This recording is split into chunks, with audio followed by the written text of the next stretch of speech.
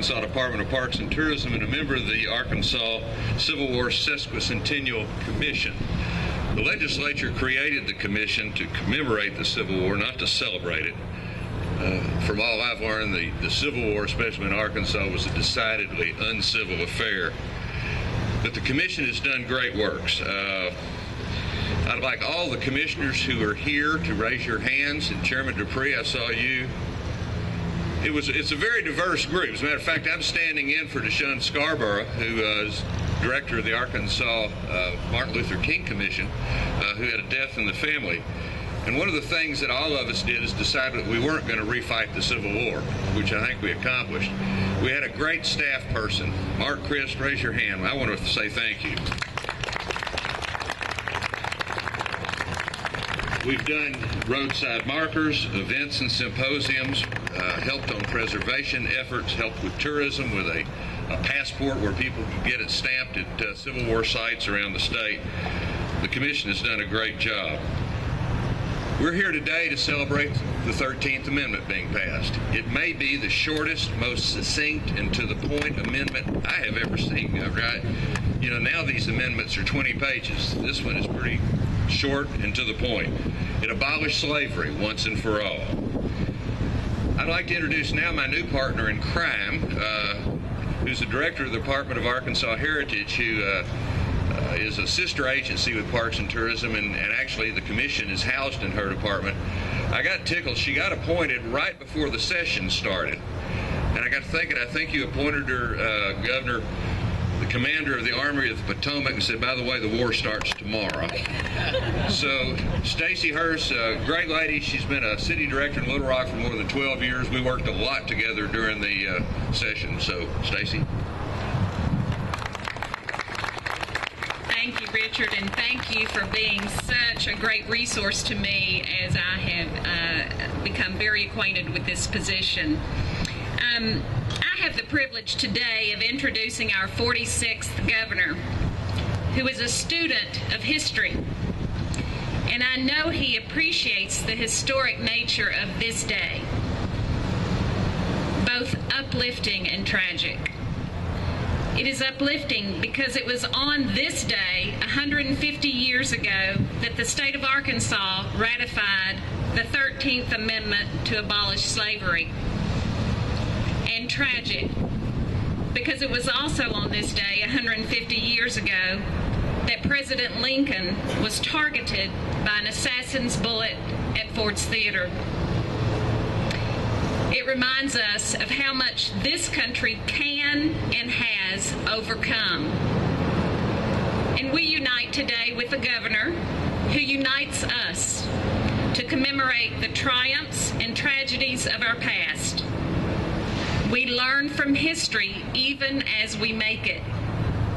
And I'm honored to introduce a man who certainly understands that concept, Governor Asa Hutchinson.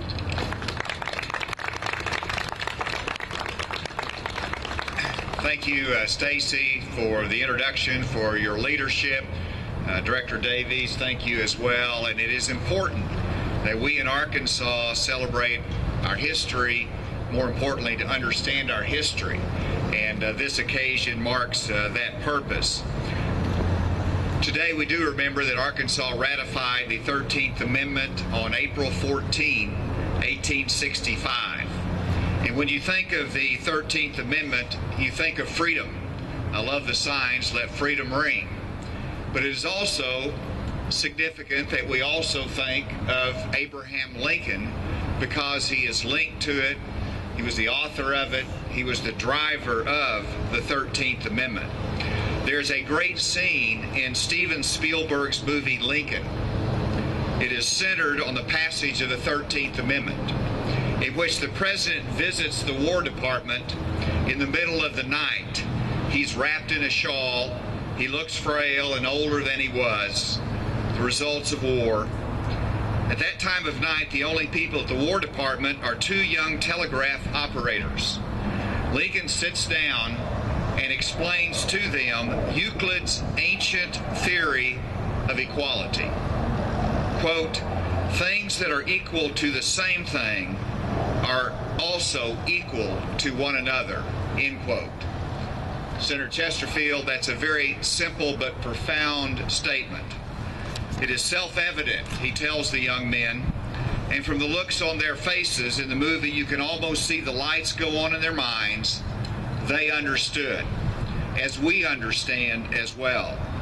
Lincoln was the emancipator. Lincoln was the president. Lincoln was the politician. But Lincoln was also the orator, and most importantly in this instance, Lincoln was the teacher. Well, today we are all students of history. We learn from this moment. We remind ourselves of this historic moment, but also the challenge of that time. And it took a lot of political muscle for the Congress to pass the 13th Amendment. Horse trading had to be accomplished, just as we do today. The president feared that the Emancipation Proclamation would be viewed as just a temporary war measure, and yet he wanted to officially abolish slavery for the ages.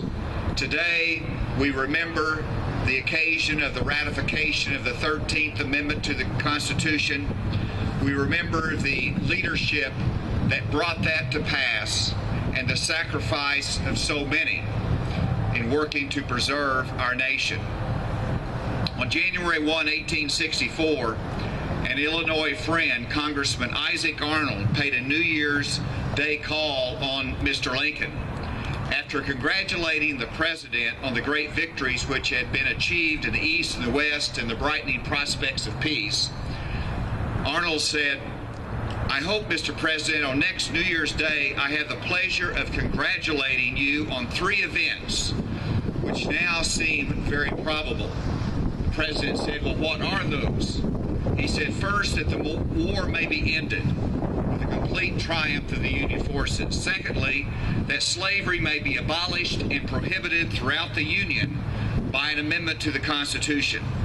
Third, that Abraham Lincoln may have been reelected president." Lincoln replied, "I think, my friend, I'd be willing to accept the first by way of compromise." Or excuse me, the first 2 by way of compromise. Compromise sometimes is necessary to get the job done. President Lincoln was a great teacher, a great example. He did a lot for the cause of freedom that we celebrate today. And so let's honor the 13th Amendment. Let's honor President Lincoln by really living for freedom in our society today and in the state of Arkansas. Thank you, and God bless the United States of America. I'd like to ask Governor, Senator Chesterfield, Madam Director, members of the commission, come on up. We're going to ring a bell. Mark, come on. We're actually supposed to do this as exactly 1,300 hours. Is that correct? Are we going to stand here for 5 minutes? I've got 1,300 hours. You've got 1,300 hours then. I didn't want to miss it. Governor, let's go ring a bell. I think so. I think Carol.